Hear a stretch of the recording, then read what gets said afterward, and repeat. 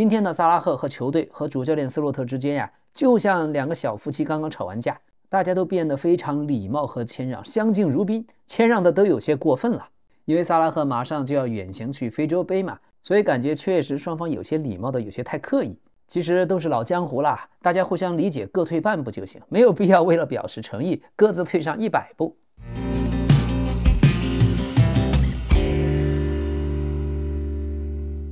朋友們，今天的比賽，薩拉赫終於將相和，利物浦2-0取勝。薩拉赫還上演了角球助攻。另外，阿森納差點就丟分呀，主場面對狼隊終於驚險的拿下，也送給狼隊10連敗。切爾西今天古斯托像古利特一樣傳射建功，2-0贏下埃弗頓。還有巴塞羅那拉菲尼亞過生日，雙響炮2-0拿下奧薩蘇拉。節目的最後，老 K 還會對明天的重要比賽進行預測，請千萬不要走開。咱們先點讚，先評論，再看，養成好習慣，謝謝。嘿嘿，利物浦這集果然讓老 K 說中了，兵不血刃將相和，利物浦2-0在主場戰勝了布萊頓。最關鍵是薩拉赫在去非洲杯前的最後一場，終於上演了一個助攻。今天開場剛剛1分鐘，埃基蒂克就閃擊爆射破門，隨後也就那麼巧了，上半場26分鐘送出了助攻的喬戈麥斯傷退，正好讓薩拉赫替補登場。今天上半場，對方布萊頓的迭戈·戈麥斯還有一腳飛踹維爾茨，染了黃牌。下半場第60分鐘，薩拉赫通過角球助攻了埃基蒂克梅開2度。在比賽的尾聲階段，小基耶薩還有一腳很無私的橫傳，可薩拉赫錯失了機會。這腳也能看出來，法老王薩拉赫確實狀態不佳。這個球基耶薩也可以自己打，但是在人群之中如此無私的把球傳給了薩拉赫，如此精準，可惜法老王一腳推射居然打飛了。今天利物浦鋒線在打反擊的狀態相當差，但凡是過去正常的水平，今天這場至少進5到6個球。尤其是在埃基蒂克進第2個球之前，利物浦的連續2次反擊，埃基蒂克的出球選擇都有問題太大了。薩拉赫指了讓傳前點，那個時候如果給大概率就有了，結果埃基蒂克傳了個後點。相比之下，小基耶薩的那腳傳球就非常精妙，可惜薩拉赫的小腿觸球又打高了。今天的最後，小基耶薩和薩拉赫起碼有5次的1對1機會，可這2個人已經完全趟不起來了。說真的，小基耶薩這樣的精神，這樣的能量，真的配給他一次首發的機會。不過也說明今天主教練斯洛特的安排不錯，球員們能夠製造這麼多的機會，也說明利物浦個人的能力不差，就只差臨門一腳而已。所以今天埃基蒂克是有帽子戲法，甚至大四喜的機會，就可惜了維爾茨傳了那麼多好球過來，都被他一腳送飛。所以未來1個月，利物浦要解決進攻方面呀，主要還是把握機會的問題，也包括上賽季利物浦的前鋒努涅斯。現在鋒線方面，紅軍利物浦主要就是這個關鍵的問題解決不了。好，今天薩拉赫上場，全隊也在幫着薩拉赫找狀態，給了他不少黃金機會，但沒有把握住。所以今天的利物浦非常的團結，薩拉赫甚至有些無私的不像自己了。維爾茨、薩拉赫、埃基蒂克前場互相傳球非常多。精細度雖然差了一點，但是給人感覺非常的和諧。所以老 K 為什麼會猜這一場利物浦大勝，就是因為發生了薩拉赫事件，但最後斯洛特贏麻了，整個球隊的氣運呀掉了個個兒。所以一個完美的球隊不怕互相之間吵架，就跟夫妻2口子過日子一樣，床頭吵架床尾和。今天的薩拉赫和球隊和主教練斯洛特之間呀，就像2個小夫妻剛剛吵完架，大家都變得非常禮貌和謙讓，相敬如賓，謙讓的都有些過分了。因為薩拉赫馬上就要遠行去非洲杯嘛，所以感覺確實雙方有些禮貌的有些太刻意。其實都是老江湖啦，大家互相理解，各退半步就行，沒有必要為了表示誠意，各自退上100步。不過還是有隱患，利物浦的防守問題依然很嚴重，禁區腹地和2個肋部啊，感覺總是容易漏。是不是以後可以試試雙後腰的平行站位？上個賽季利物浦的中後衛很穩，格拉芬貝赫一個人的防守問題沒有被放大，但這個賽季中後衛差多了。只要是在腹地丟了位置就非常危險。而前段時間老 K 表揚的瓊斯今天真是大退級，在中場的表現太帥了，一個人踢出來的球又像莫德里奇，又像阿隆索，又像齊達內，又像哈維，又像伊涅斯塔，還像皮爾洛。在中場中路，瓊斯一個人是擺脫分球，閒庭信步，還真就像老 K 說的，24歲的瓊斯為了明年的世界杯，突然一下迸發出巨大的能量。現在利物浦的太子瓊斯，曼城的太子福登，再加上曼聯的芒特，這3個人最近的表現真讓老 K 看到了他們對參加世界杯甚至打主力的那種激情。今晚的瓊斯踢球太藝術了，一個人在那兒遛狗，他狀態好的時候真是指哪兒打哪兒。第80分鐘左右，在禁区裡連过了对手2次，把球迷都看傻了。看他今天的盘带，完全是頂级水准，和威尔茨2个人是双核驱动。而相比较之下，薩拉赫再也沒有過去那種風馳電掣的感覺，心氣兒還在，但雙腿跟不上，確實老了。瓊斯過去踢球有些拖沓，不動腦子，但今天真的是從容瀟灑，冷靜細膩。這樣的瓊斯還只有24歲，簡直可以說在對方的禁區跳起舞，腳下特別細，今天處理球商特別高。幾個月以前，咱們還覺得瓊斯在利物浦有些像邊角料，但最近真的進步蠻大。今天這場真的像大師。今天瓊斯全場98次觸球，傳球78次，傳球成功率92%，而嘗試過人5次，4次成功，均為全場最高。12次地面爭搶，竟然有8次成功，還有2個搶斷、2個解圍和1個攔截，還有在自己禁區控球。瓊斯那個大心臟，那個秀到對面的前鋒只能犯規。就有一點，瓊斯現在的工資太低了，利物浦得趕緊給他漲薪啊！這別的不提，咱們就跟皇馬的居萊爾比一比，這瓊斯不要強太多啊！這樣的控場能力還能擺脫分球，就非常適合拖後組織核心這個角色。看他今天吧，就有點像利物浦自己的維迪尼亞，從從容容，游刃有餘，是場上頭腦最清楚的一個，真的是升華了。今天關於薩拉赫的狀態仍然不在最佳，但是他一次次的回追防守，積極的給隊友傳球。薩拉赫完成了對自己的救贖。當最後全場響起了莫薩拉赫之歌，薩拉赫和利物浦的球迷們怎能不淚流滿面？過去每次薩拉赫和66號阿諾德的連線，總能讓利物浦的球迷們激動無比。上賽季薩拉赫踢出來一個現象級的賽季，但這個賽季確實隨着年齡的增長和球隊體系的改變，薩拉赫的狀態下滑是難以避免的。現在踢完了2025年在利物浦的最後一場球，帶着滿身的榮譽離開，以傳奇的身份。今天的薩拉赫無私的讓人陌生，所以有時候真的吵了架，才能讓每個人都更能清醒地看清自己的問題。今天薩拉赫上場之後的背身做球，還有上半場的大範圍轉移，進步很大。但今天還是一傳一射，浪費了2個必進球的機會。3打1反擊，最後在那兒拌蒜，旁邊的羅伯遜嗓子都喊啞了，最後匆匆忙忙隨便給了個球。說實話，那個球沒毛病，就是薩拉赫有些猶豫，按他的能力完全可以直接過了，所以最後那一下薩拉赫自己都無語了，確實下滑太明顯。能力雖然目前還達不到，但態度確實比之前好多了。不知道非洲杯以後薩拉赫的狀態能是怎麼樣，但如果和現在差不多，估計薩拉赫未來在利物浦也只能當替補和輪換。不過沒有關係，英雄遲暮，每個人都有退場的時候。起碼這一場利物浦的眾志成城，這樣的球隊，所謂過去更衣室的宮鬥那已經不存在，已經過去了。掀開這一頁，今天薩拉赫突然的上場，讓老 K 也感覺很高興，看到他能夠願意回防飛奔到禁區，願意出球給隊友，願意打配合，說明法老王也知道承認自己不如以前，但他真的有改變。在2次自己過去的熱區，看得出他是在猶豫射呢還是傳，最終都選擇了傳，所以退一步海闊天空，雙方都各讓一步，這是最好的答案。哪怕速度和爆發跟不上過去的自己，但今天薩拉赫踢球合理多了，對抗也積極，笑容自然也就多了。一句話，不毒的法老王才是好的法老王。好，另外埃基蒂克終於踢出來了。今年夏窗最不被看好的引援埃基蒂克卻成為了頭號得分手。當然雖然也有踢飛，但不能因為最後的一點表現失誤就否認全場。埃基蒂克今天的射門看得出來有很大的進步空間，但是看好他成為未來的利物浦下一個紅軍3叉戟當中的傳奇。這一次主教練斯洛克在最關鍵的時候能夠逢凶化吉，埃基蒂克的保帥作用是功不可沒。這樣的埃基蒂克回到法國隊明年打世界杯，他到底替補還是主力？這道難題現在已經擺上了桌面，將成為主帥得賞幸福的煩惱。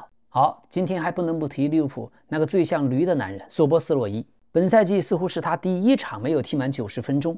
第68分鐘，索博斯洛伊在防守中感覺出現了受傷的情況，掩面痛苦倒地，真是把利物浦球迷的心都給撕碎了。所以今天踢了83分鐘被換下，太累了，真的該歇一歇了。哪兒都有他，哪兒都離不開他。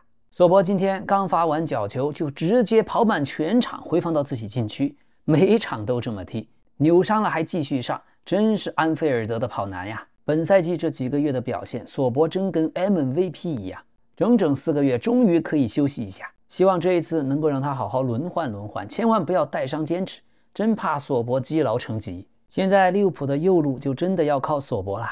在本场比賽之前，本赛季英超球员在中场区域夺得球权的排行榜当中，利物浦的索博斯洛伊以46次排名全英超第3。比他更厲害的是森林队的安德森，还有曼联的逼费。所以明年世界杯，英格蘭的中场很可能是赖斯、安德森和贝林厄姆。而曼联为什麼看上安德森，這也就好解釋了。關於索博，最近也傳出消息，過去他曾經2次接近加盟 AC 米蘭。第一次交易告吹是因為當時米蘭高層對他的年齡的考慮，認為他當時不是 AC 米蘭需要的技戰力球員。第二次則是 AC 米蘭和球員的團隊已經就5年的合同達成了原則性一致，但隨着囊里克的任命被取消，交易也失敗告終。要知道索博斯洛伊一家都是 AC 米蘭的球迷，而故事的開端是2019年的冬天，當時索博只有19歲，所以這也是有緣無分。紅軍利物浦最後在2年前用7000萬歐元從萊比錫將索博簽下，而在去年9月的歐冠賽場，利物浦客場3-1戰勝 AC 米蘭，索博也曾經攻破了米蘭的球門。賽後他還身披紅黑的球衣離場，當時索博說：“我穿上這件球衣是因為我是 AC 米蘭的球迷，我的朋友們都知道這一點。在我布達佩斯的家裡，我還有一張我奶奶和馬爾蒂尼的合影，哈哈。所以現在在右路索博的踢法真有點像馬爾蒂尼，不管他打右邊鋒還是右後衛，總之這條邊呀是上上下下來來回回，像梭子一樣來回穿梭。”好，半個賽季即將過去了，今天咱們也終於要批評一下麥卡里斯特。上賽季的麥卡沒得說，但本賽季狀態確實一般。今天也就幾個大範圍的轉移球還可以。目前來看，在阿諾德走了之後，能夠傳出來這種威脅球的也只剩麥卡。但是本賽季麥卡里斯特的過人成功率太低，今天有1次嘗試過人也失敗了。目前的他更像是一個強點型的中鋒，也不回撤，就在那兒站着，踢的不是前腰的表現。所以麥卡里斯特目前的表現在利物浦可能是全隊最差。以前我認為麥卡是屬於拖後組織類型的，因為他本身速度不快，偶爾打配合後插上也挺好。但是現在讓他在前面就一直待着，就有些無所適從。就不知道為什麼在阿根廷國家隊，麥卡打前腰的效果還挺好。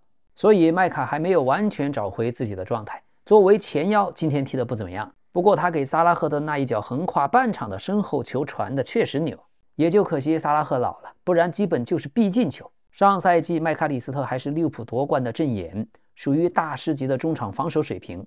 但這個賽季防守水平突然斷崖式的下滑，所以是不是未來讓他打後腰多防守更好呢？一直在前場確實有些不合理。好，關於伊薩克，確實現在完全沒有發揮出來，進攻不積極，防守也是眼神防守。現在來了利物浦，確實沒有發揮出來。賽季已經過去快一半，再也不能說是因為季前賽的訓練不夠了。今天替補上場的伊薩克還跑不過薩拉赫，吉耶薩傳給他那個球處理的也很差，又慢又沒有自信，進球效率越來越差。伊薩克不夠靈活，踢法也許適合紐卡那種後場直接找高球。而利物浦現在玩的是地面，時不時還要高位壓迫，所以他的類型到底適不適合利物浦，這還真是個難題。另外，關於法國中後衛科納特，今天終於踢出來表現了，搶斷5次，解圍7次，均為全場最高；地面爭搶9次，成功8次；空中爭頂3次，成功2次。過去熟悉的那種強硬感，今天又回來了。上半場的科納特表現幾乎沒有失誤，幾個漂亮的斷球，可以說是本賽季表現最好的一個半場。最近有消息，皇馬對科納特沒有興趣。那麼科納特能不能就把紅軍利物浦送上來的續約合同給簽字算了？現在聽說國際米蘭有意在冬窗要引進他，利物浦標價1500萬歐元，想避免在夏天以自由轉會的方式失去科納特。總之，我就感覺還是有些可惜。26歲當打之年，1.94米的身高，科納特本可以在利物浦成為歷史上的傳奇，可這不續約不簽字，真的想走，老 K 就搞不懂了。還有今天值得表揚的有邊後衛，在左路真的防得很好，把對面的明特給鎖死了，而且有拼勁兒。當然進攻還不算太好，而且科爾克茲動不動就喜歡把自己的身體扔出去防守，這當然是非常勇敢，但有時候也不算好習慣。科爾克茲的防守一直是非常的硬朗，拼搏精神十足，只能說現在進攻能力還沒有體現。今天他把對面的明特都給防得破防了，對抗拉滿也不輕易的犯規。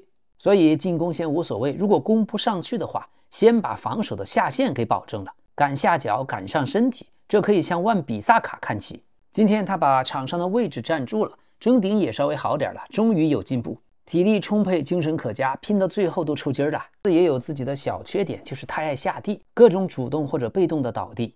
另外就是防守風格太喜歡賭博，斷球吧看着很狼狽，但狼狽的時候今天球又都能斷下來。怎麼說呢？只有22歲的科爾克茲還在一個長球的階段，首先就要把這種拼勁兒和精神、決心和態度拿出來。之後隨着經驗的逐步豐富，應該越踢越好。目前利物浦如果踢強隊，科爾克茲這個位置可能是個弱點，因為他主要怕那種身體特別強壯可以插禁區的那種邊鋒。可一般的球員想突破科爾克茲就沒那麼容易，未來得慢慢的學會用腦子踢球。如果只用身體去硬扛啊，扛不住最後會抽筋的。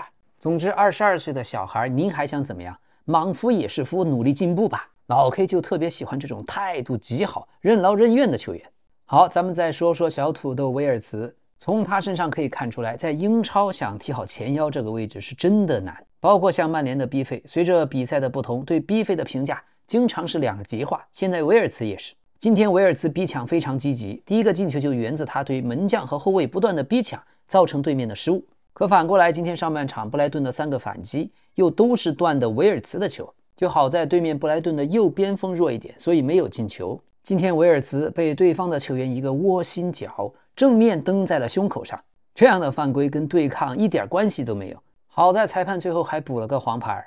威爾茨也只有22歲，起碼在老 K 眼裡啊，我就喜歡他這樣。在換了環境，到了英超還沒有辦法完全發揮出自己過去在德甲的實力的時候，首先威爾茨就沒有一點巨星的架子。全場飛奔，前場逼搶，後場防守，哪兒都能看到他，先把態度給拉滿。外界對他的批評這麼大，隊友浪費了他這麼多胃餅，但沒有聽到他公開的抱怨什麼，也沒有抱怨教練的安排，也沒有抱怨隊友空門不進，更沒有抱怨英超強度太大。每次下半場被換下的時候，總是默默下場，也不爭也不搶，反正無論自己是不是正在狀態好的時候，威爾茨在場上可以串聯起利物浦的前場進攻。狀態不好的時候，就用奔跑、勤勉和拼搶，先把自己的活兒幹好。所以曼聯的 B 費也類似。其實這個前腰真不好踢。現在想想曼城的德布勞內啊，那是真牛逼。現在可以看到威爾茨正在適應英超的節奏，正在顯著的進步，但也不可能一下子就恢復到勒沃庫森那種巨星的狀態。就這一場來說，他的身體對抗能力加強了不少，而且的確習慣用自己比較靈活的身軀去對抗那些高大笨重的英超防守球員。威爾茨就這麼拼，就這麼搶，中場的隊友瓊斯也能受益。瓊斯現在就踢得有點像齊達內和皮爾洛。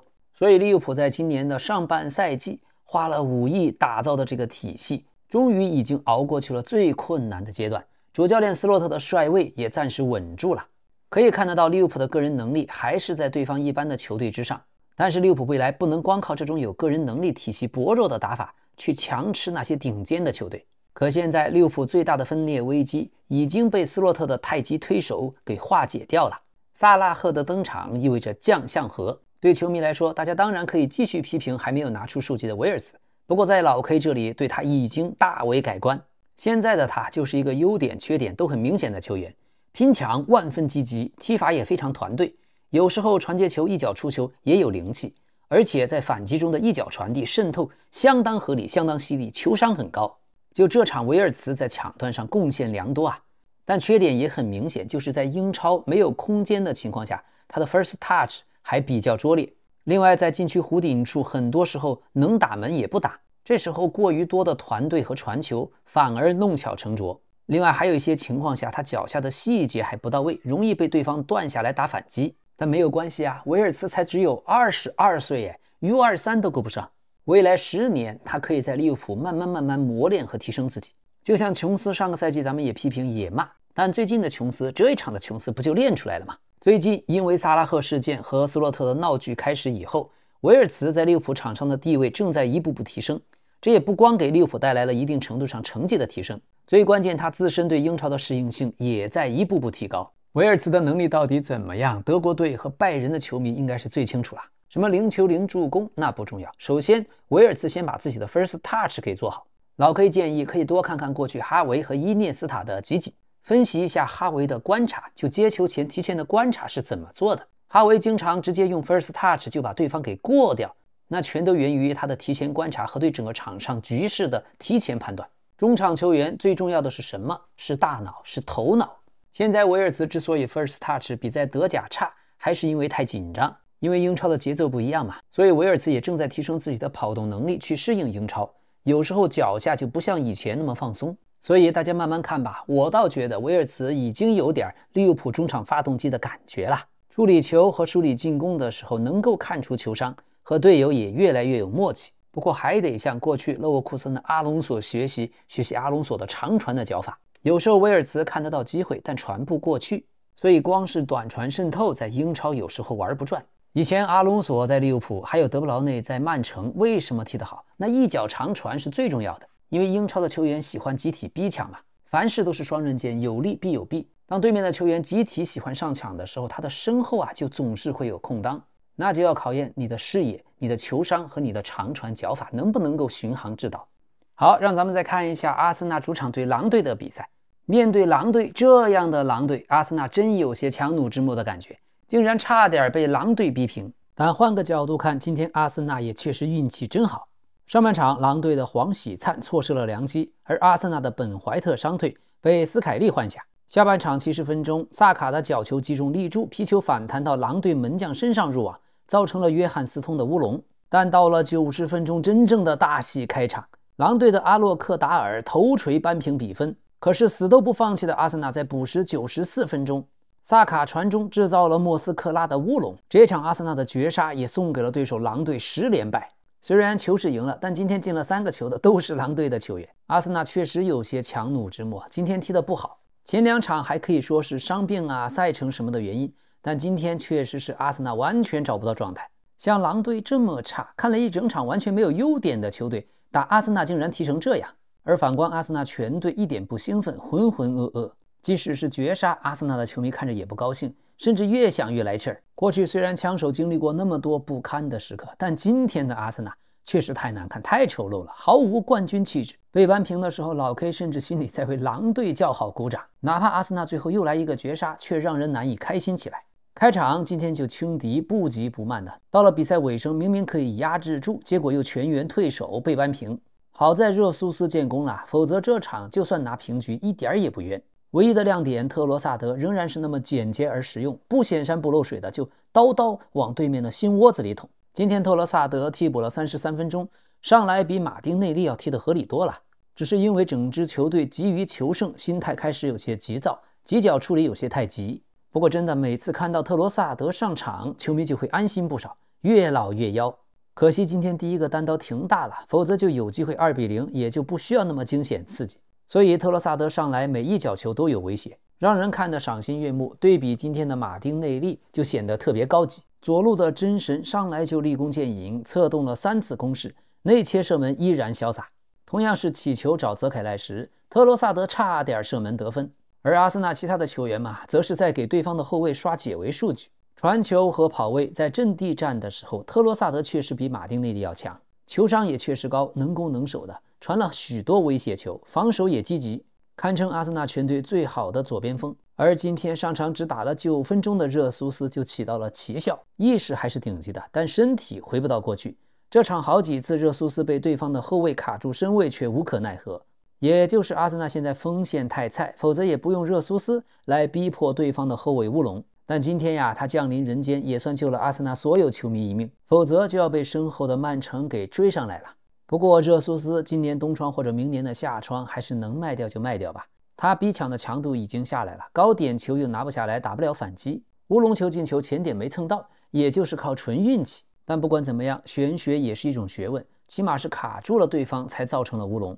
好，今天除了狼队幫助進球的2個烏龍球員之外，那就是薩卡。2個烏龍球都是薩卡傳的，但是卻沒有助攻數據。薩卡的角球戰術是徹底進化了，真的就直接當點球給罰進去。不過薩卡這麼多年穩定是穩定，卻很難去競爭金球級別，就希望他能夠踢得再犀利點。最近薩卡訂了婚，訂婚之後的狀態一般，本場呢還算中規中矩，還算不錯。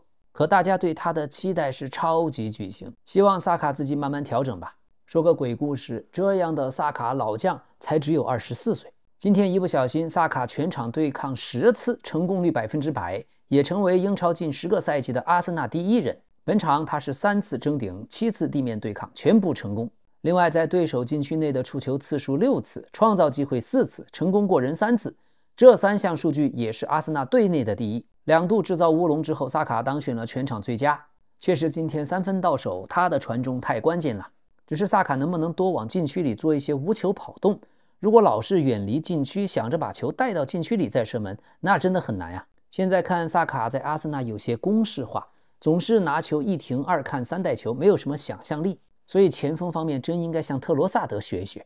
好，目前薩卡已經代表阿森納一線隊各項賽事出戰了284次，248次首發，36次替補，貢獻了77個進球，64個助攻，制造了7個烏龍和4個點球，還制造了1張黃牌。其中在英超賽場是57個球，46個助攻，已經排到了阿森納隊史英超射手榜的第10位，助攻榜是排第6。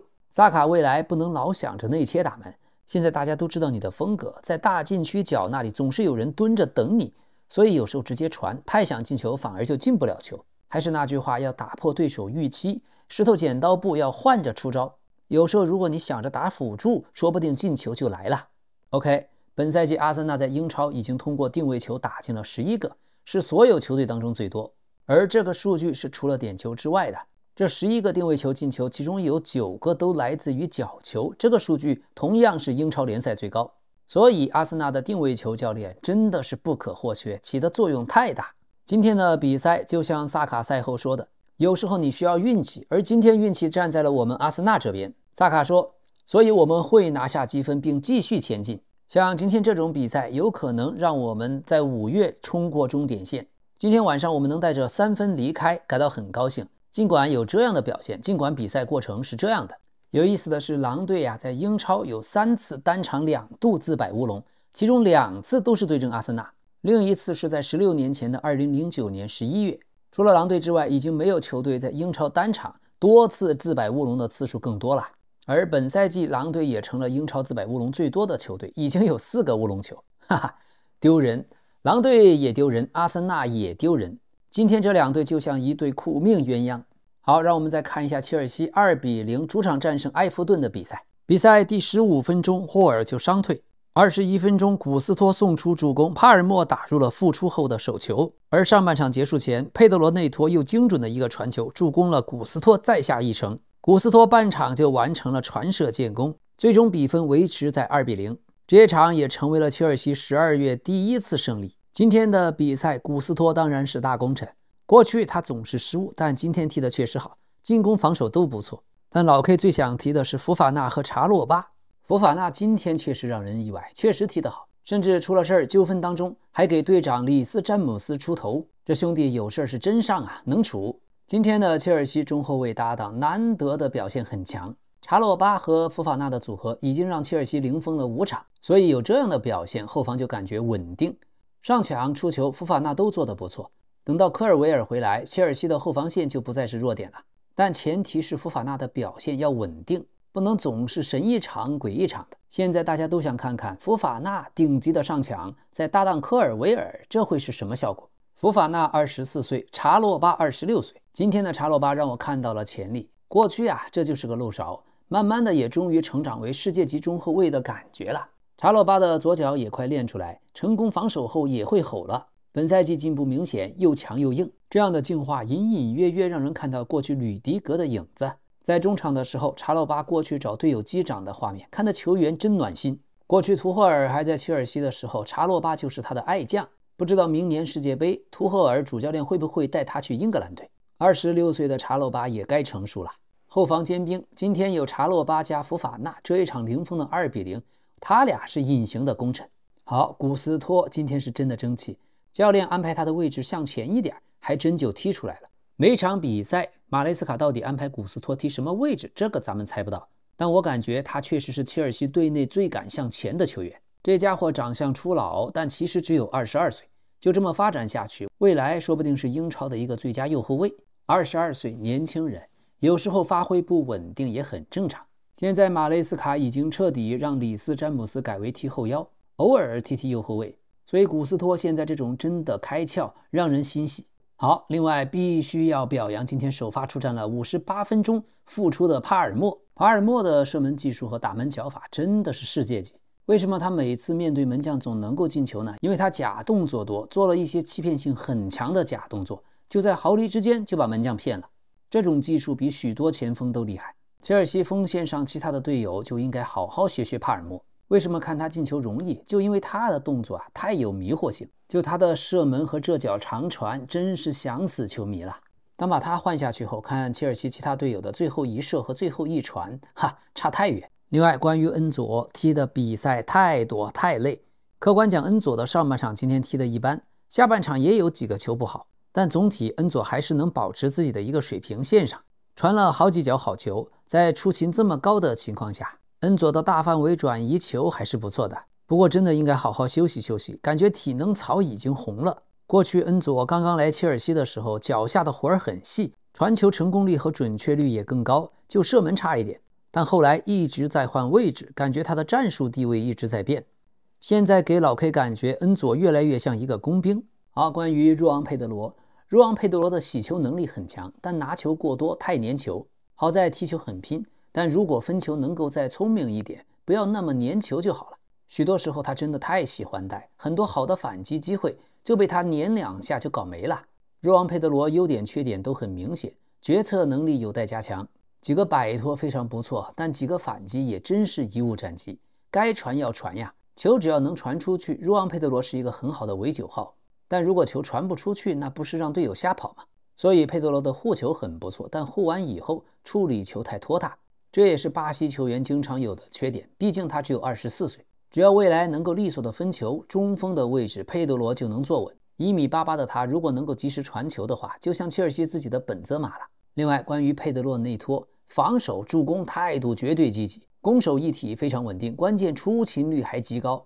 內托和恩佐、庫庫雷利亞、凱塞多並稱切爾西的4大牛馬，但狀態一直沒有下落。內托踢球大家都知道他要踩單車，然後一個加速，但對方就是跟不上。這樣的公式化過人、公式化助攻、公式化進球，也真是一招先吃遍天啊！25歲的葡萄牙球員內托絕對可以，明年的葡萄牙世界杯征程他也是一大看點。好的，今天替補上場9分鐘的小將埃斯特旺，難怪最近主教練不喜歡用他，確實狀態有些差。打完巴薩之後，埃斯特旺就有些感覺被摸透了，被對方上身體就容易丟球權，絕對速度也有些慢。埃斯特旺還是要適應英超的身體對抗。最近狀態差沒關係，畢竟年輕嘛，慢慢調整。他帶球那幾下還是挺有靈性的，就是帶太多了不行。年輕還能練，身體和速度現在還不夠用，顯得有些軟，有些慢。事實證明替補是对的。也許埃斯特旺不適合踢中路，但切爾西的旺仔埃斯特旺是絕對的未來之星。巴西過去出了那麼多妖人，但是同在18歲的時候，埃斯特旺身價8000萬歐元，遙遙領先。其他的幾位，內馬爾18歲2500萬。羅德里戈18歲4000萬，維尼修斯3500萬，恩德里克4000萬，拉菲尼亞18歲的時候只有100萬歐元。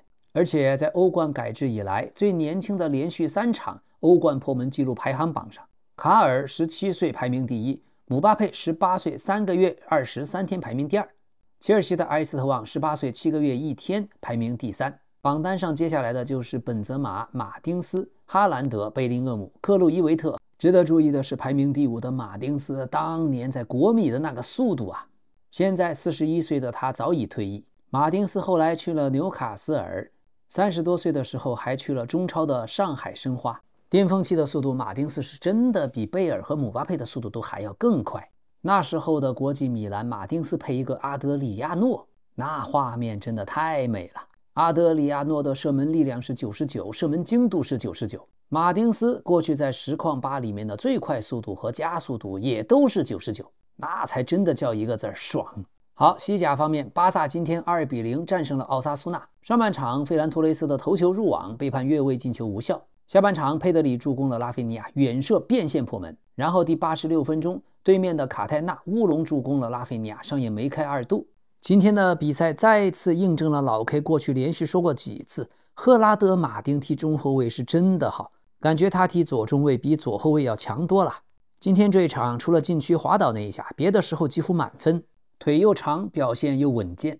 未來就希望在歐冠碰一碰強隊，在強隊身上驗一驗真金。赫拉德馬丁現在的預判、補防、爭頂，還有高位壓迫的出球，這樣的水平身價直線上升。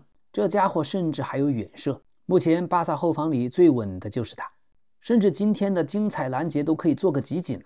赫拉德·馬丁越來越像過去的馬爾蒂尼，這小家伙還只有23歲，但1.86米的身高，模型是真好。那麼巴薩的比賽老規矩還得吹佩德里，在一群肌肉的叢林中優雅地跳舞，面對對方3個大個防守隊員的圍堵，佩德里直接一個優雅的挑球，局面就豁然開朗。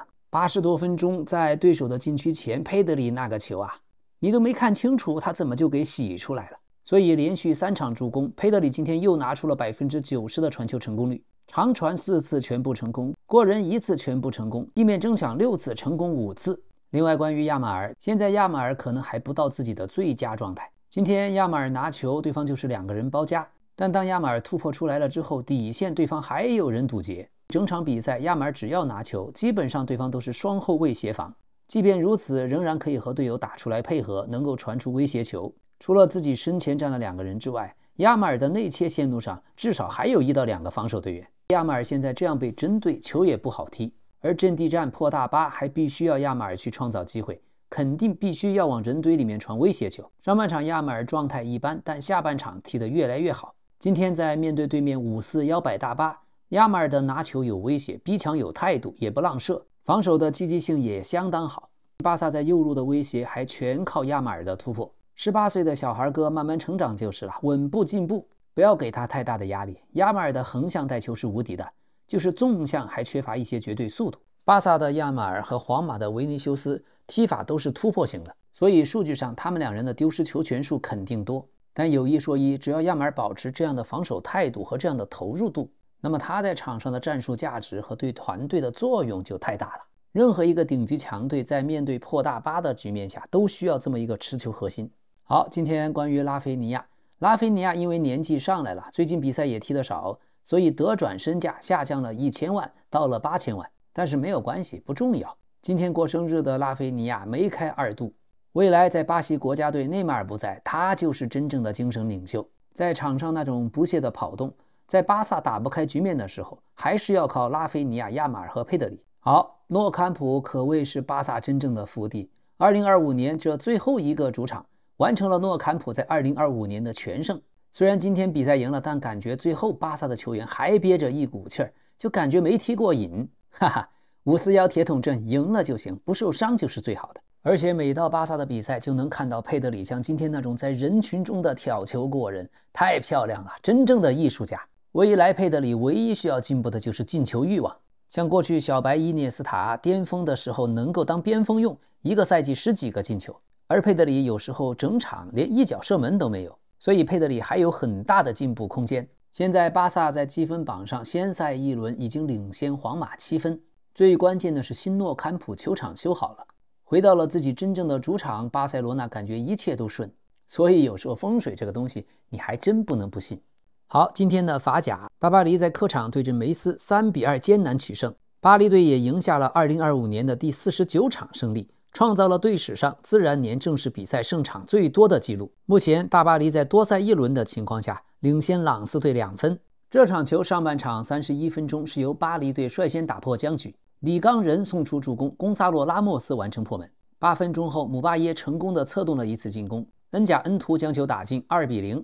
半場結束前梅斯隊沒有放棄，德曼蓋抓住機會扳回一城。下半場63分鐘，杜埃在半場的單刀球長途奔襲冷靜推射破門。一直到比賽第81分鐘，朗斯隊由埃因和西泰斯维利打出了精彩配合，西泰斯维利的兜射破门。而最後的20分鐘，大巴黎在領先的情況下被主隊全場遛猴，球都碰不到，右路也完全被爆，所以感觉里冈仁上来踢中場，大巴黎的中场就完全失去了控制。埃梅里又没有速度，踢右后卫对面就隨便突。好在今天的比赛是拿下了，但將法比安·魯伊斯換下場後，大巴黎的中場就失控，而換上去的邊鋒群杜埃、K77和巴爾克拉全部都回不來，最後10幾分鐘給了對方太大的空間，太狼狽了。巴黎队也应該是在準備周中的洲際杯，所以上的大部分是替補，這3分也可算是拿下了。而姆巴耶本場嘗試過人11次，成功4次，助攻2次，被犯規3次，全場最高。17歲的姆巴耶也成了本場最佳球員。這大巴黎的人才儲備要說也是真強啊！姆巴佩走了，又來個姆巴耶，這找誰說理去？好，明天的比賽咱們也預測一下，諾丁漢森林主場對熱刺，看好森林不敗。紐卡客場對桑德蘭看好紐卡不敗，曼城客場對水晶宮看好曼城，而皇馬西甲客場對陣阿拉維斯，這就真的很難猜呀。還是看好皇馬能夠絕境逢生拿走3分。德甲拜仁明天是主場对陣美因茨，應該沒有大問題。而意甲 AC 米蘭、那不勒斯、國際米蘭和尤文，這就很難猜啦。老 K 比較看好國米和 AC 米蘭還有那不勒斯。最近呀，好萊塢知名的一線影星范迪塞爾在社媒曬出了和 C 羅的合照，而且他還說要在《速度與激情》系列當中為 C 羅安排一個角色。范迪塞爾說：“我可以告訴大家 ，C 羅是認真的，我們已經為他量身打造了一個角色。”那麼好吧 ，C 羅的球迷們，大家拭目以待。過去有一部電影《極限特工》，也是范迪塞爾邀請了內馬爾客串，電影開頭就是內馬爾還秀了球技。好的，感謝朋友們對老 K 的支持，謝謝您的點讚、分享、評論和熱推。咱們足球生活每天繼續，明天再見。